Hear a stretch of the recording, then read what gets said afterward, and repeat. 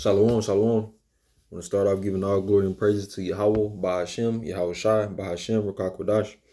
Double honors to the elders and apostles of Great Millstone. Salutations to the Akims, the brothers, and the few Aquas, the few sisters out there pushing this truth. It's the brother Shark coming in from the camp, Children of the Light. And once again, I'm back in the book, Willie Lynch. That's the beauty of being able to have knowledge and to have a gift about knowledge, because you don't have to read too much of this book to be able to do a lesson. Like, I literally read 2 pages and a lesson came just like that. So, it's definitely grateful. I'm definitely grateful to have this spirit of Yahweh Shai to be able to understand the Bible, understand, the history of what happened during slavery, our people, and just all the worldly history, from the past and the present, leading up into the near future. We getting prepared for the kingdom of heaven. So I'm gonna read these 2 pages. I got some precepts with it. Matter of fact, okay, let me think. I did Deuteronomy.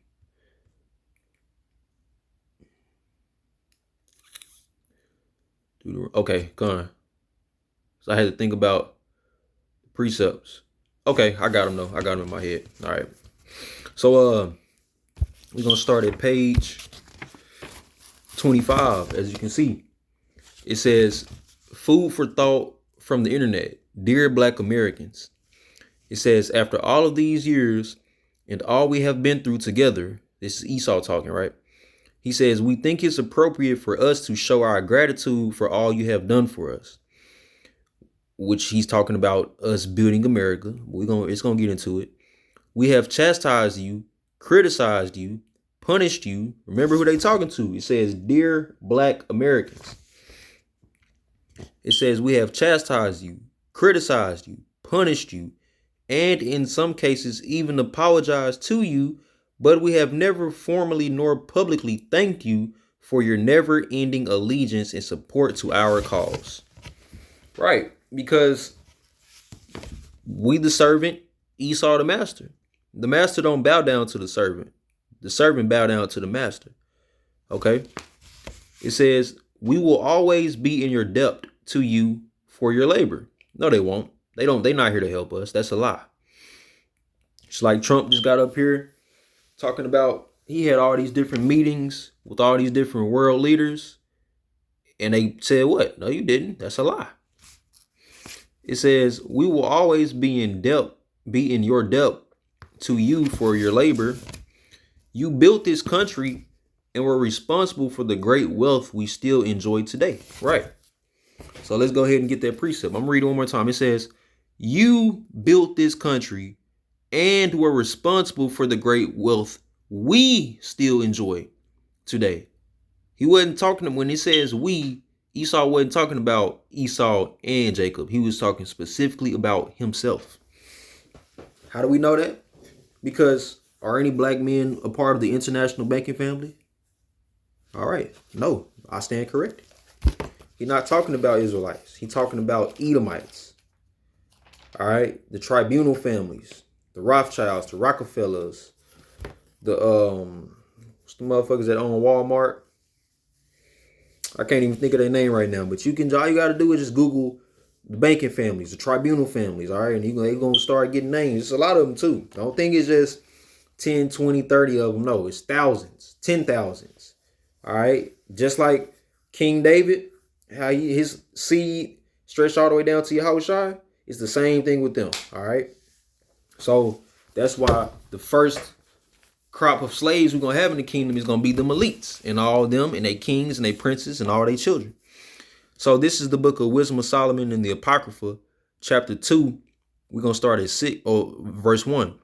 It says, "For the ungodly said," the ungodly is Esau, "For the ungodly said, reasoning with themselves, but not aright, our life is short and tedious, and in the death of a man there is no remedy. Neither was there any man known to have returned from the grave." Because why is that included? Because Esau understands after you die, you don't get to take nothing with you. You don't get to take your riches and your land and your heritage and your family into the kingdom with you. You don't. So that's why Esau sets up what's called generational wealth, because he understands if he's 70, he got $50 million, and he can feel it in his bones that he probably won't be here until by 75. Guess what he gonna do? He gonna pay for his kids to go to college. He gonna sit them $5 million each, and they don't even know about it until he die. And he tell him, yeah, in your will you got $5 million. So when I die, you actually have access to $5 million free money. Just do the right thing with it and continue that generational wealth. Jake, we can't do that right now because we in captivity. So stop worrying about doing that shit. And if you can, that's perfect. But guess what? It's a lot of scriptures that I can refer to, but money is not gonna save you. All right. Riches shall not profit thee in the day of calamity. All right. Where it actually say unjustly goods unjustly guided shall not profit thee in the day of calamity. But we all know paper dollar, credit cards. Oh, I got 600,000 in my bank account. The IRS can freeze your shit like that, and you can't touch none of your money. I just watched it happen on the movie Trading Places. The man had 20 different goddamn credit cards. He said, man, I can make transactions in 80 different countries. What the fuck you mean I can't access my bank? They said, sir, the IRS called us and told us to freeze your shit. He went from a millionaire to a bum in less than 24 hours. So you want to put your trust in that paper money, you better think again, especially if you're an Israelite. If you're an Edomite, go for it. You other nation, go for it. Because that's all y'all got. Israelites, we have Yahweh Hashem Yahushua. That's who leads the charge, all right? That's who we supposed to put our faith and trust in. So it says, I'm going to skip down from verse 1 to 6 to get to the point. Wisdom of Solomon 2 and 6. Come on, therefore, let us enjoy the good things that are present.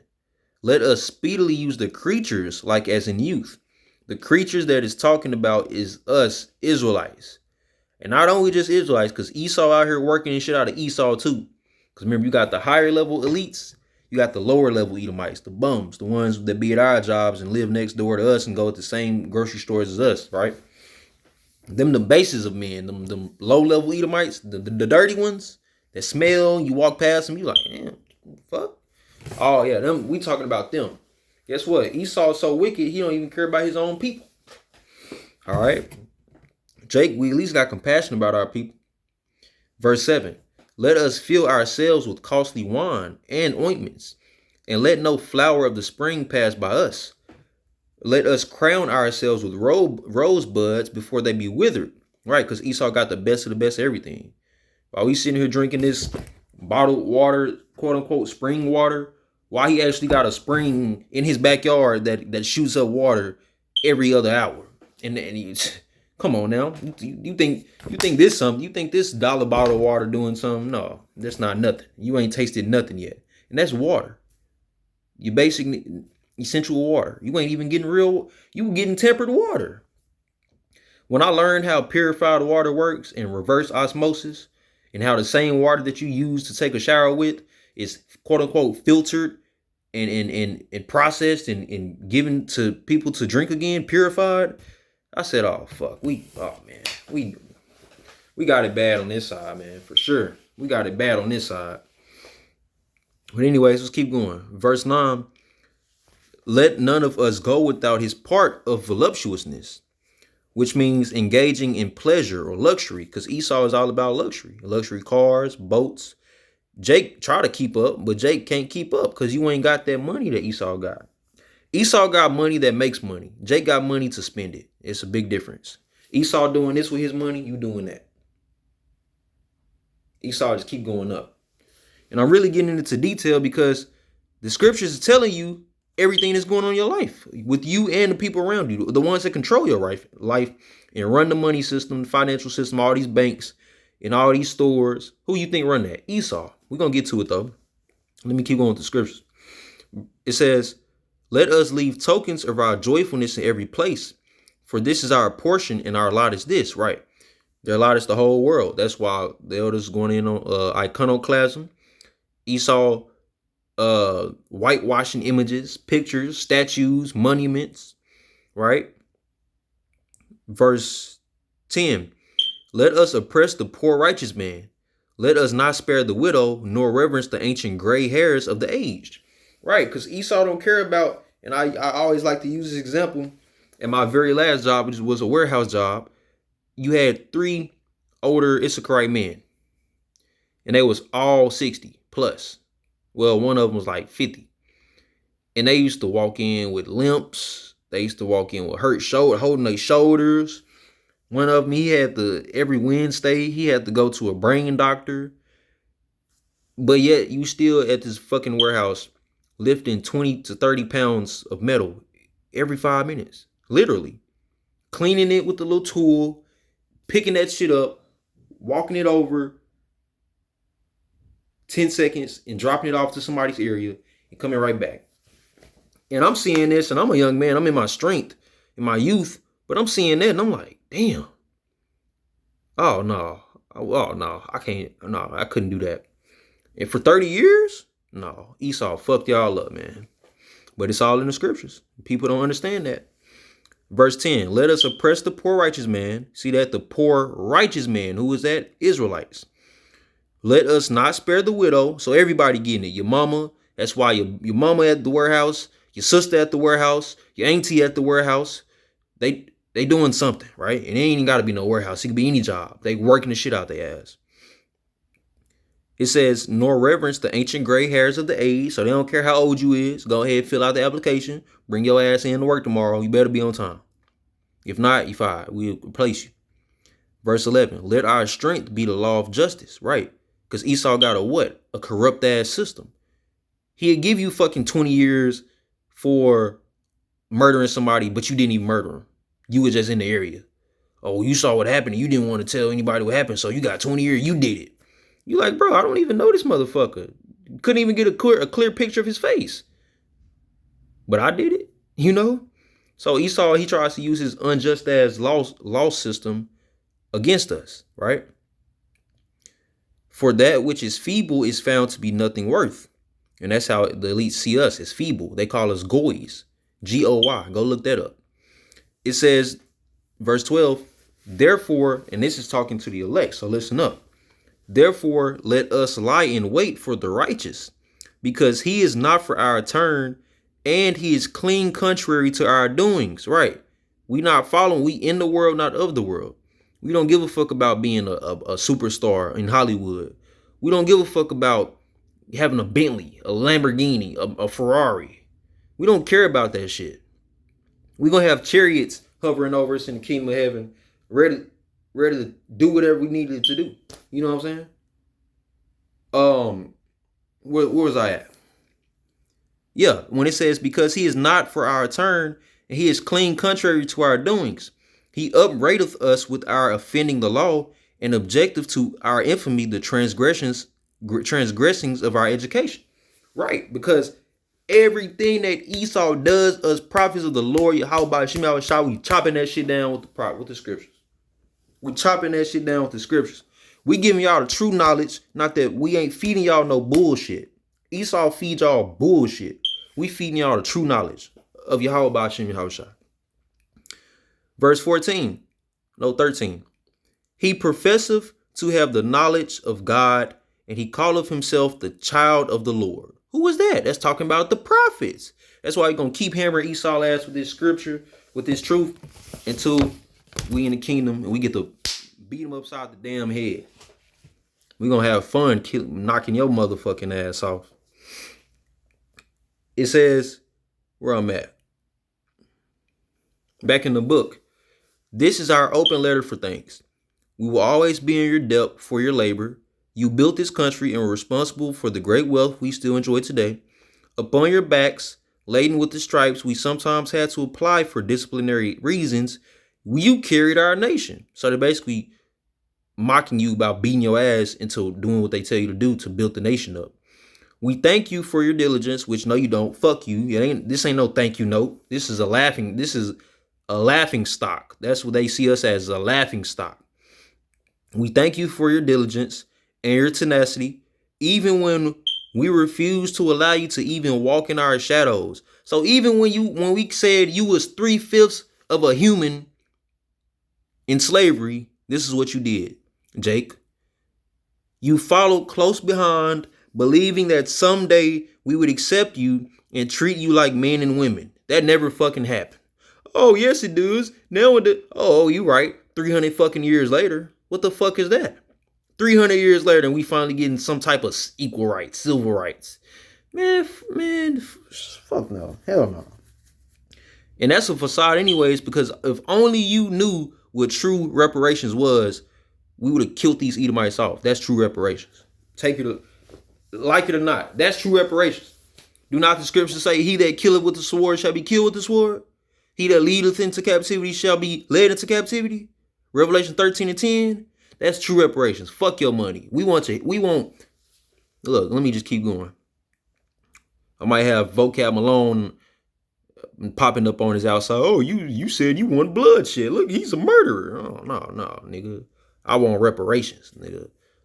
Righteous indignation, nigga. Righteous revenge, if you would.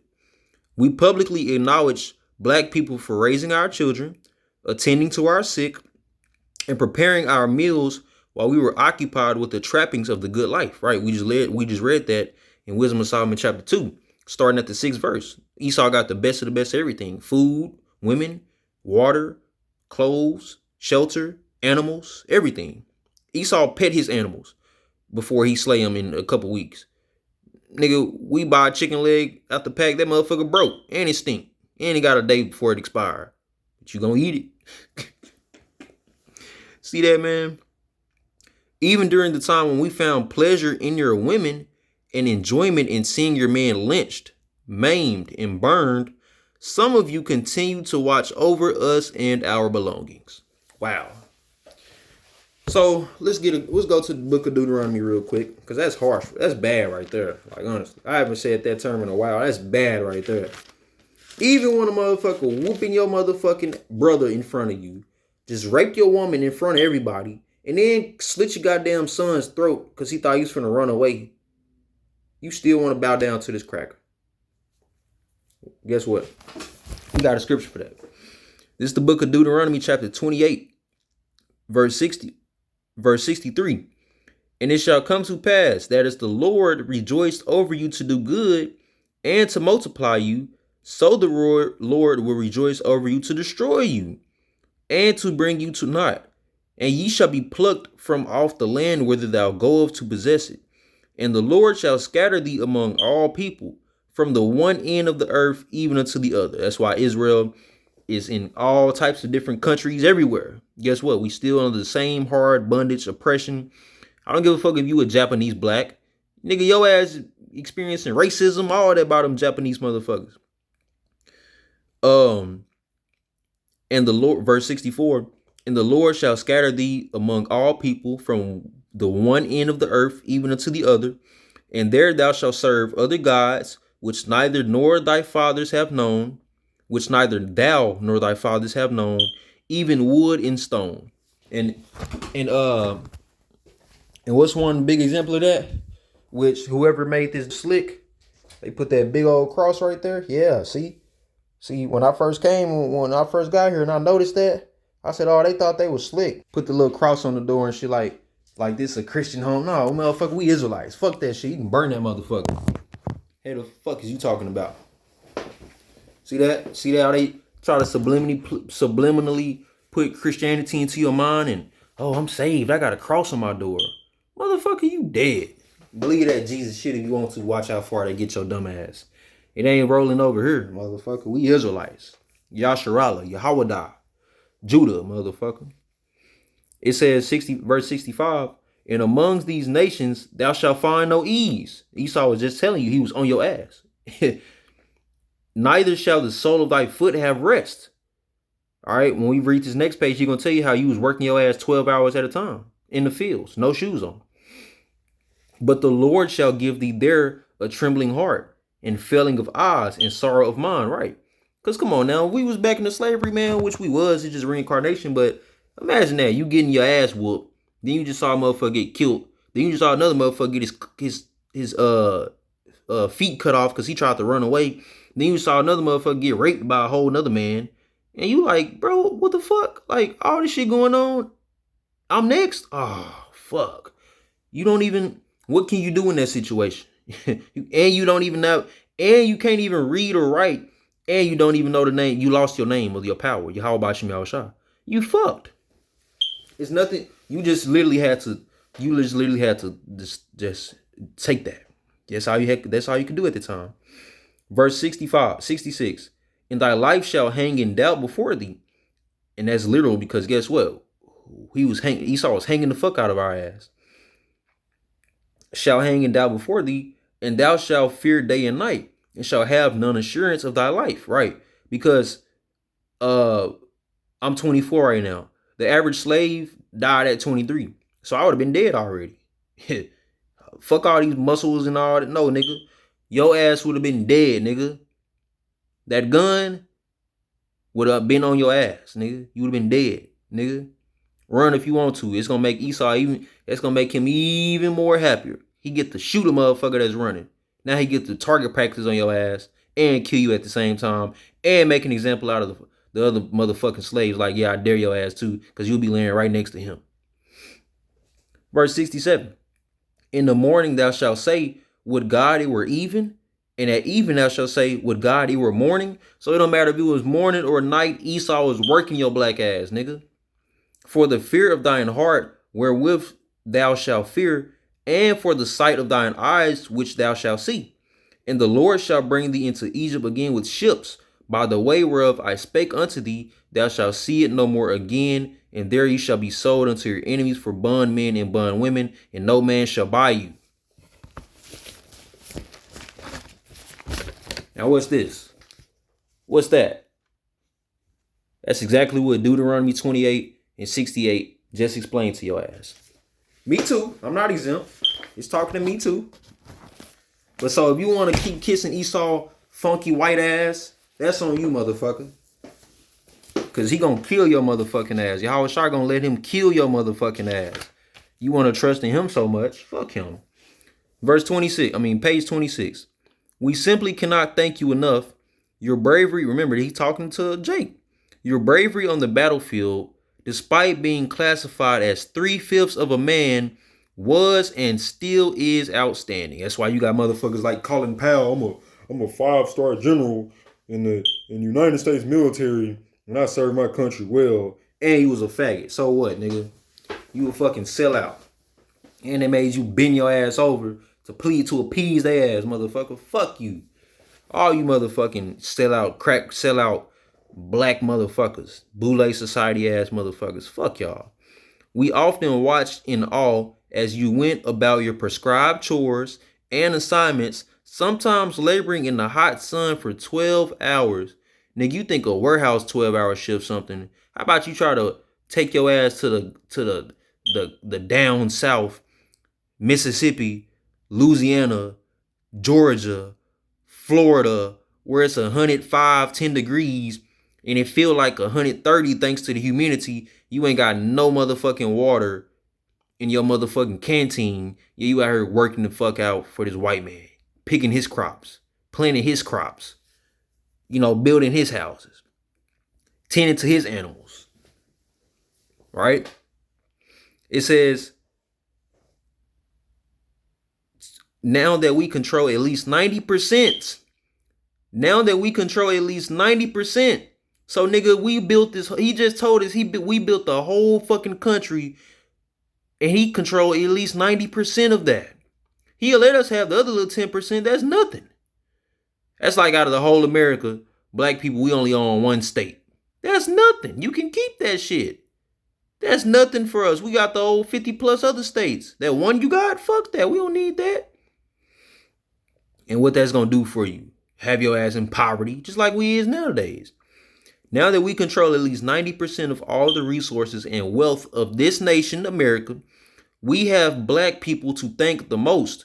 We can only think of the sacrifices you and your families made to make it all possible. You were there when it all began, and you are still here with us today, protecting us from those black people who have the temerity to speak out against our past transgressions. That's what I just read in Wisdom of Solomon chapter 2, verse 12. I would read it again, but you brothers can read it for time's sakes. I'm going to finish this very last verse page, and we're going to be out of here. Thank you for continuing to bring 95% of what you earn to our businesses. Thanks for buying our heel figures, Karens, Nikes. You think I'm just making this up? This is in the book. This is in the book. It says, thank you for buying our heel figures, Karens, Nikes, and all other brands you so adore. You're super rich athletes, entertainers, intellectuals, and business persons, both legal and illegal, meaning your business modules like what's the nigga that created FUBU? Damon Dash, I think. Damon something. And then your illegal niggas like your drug dealers, like Big Meech, all them niggas. All right, Boss Man D-Lo, big shit, Papa, big drug dealer. You know what I'm saying? 21 Savage. I'm a big gang general. 21 guns at you. $1 million off my raps. All that bullshit. That's who he talking about. It says,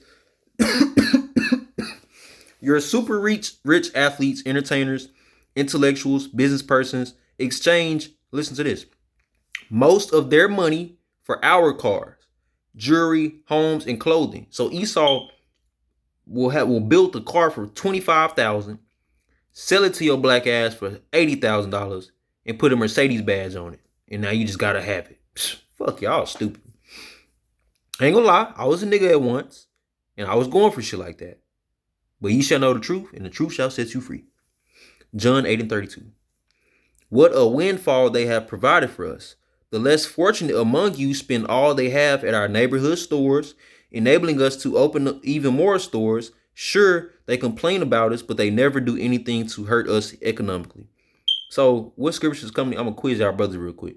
What scripture should come to y'all mind when it says the less fortunate among you spend all they have at our neighborhood stores, enabling us to open even more stores? Sure, they complain about us, but they never do anything to hurt us economically. The parable of Lazarus. Let's get it. We're going to close it out with that. Luke chapter 16, starting at the 19th verse. The parable of Lazarus.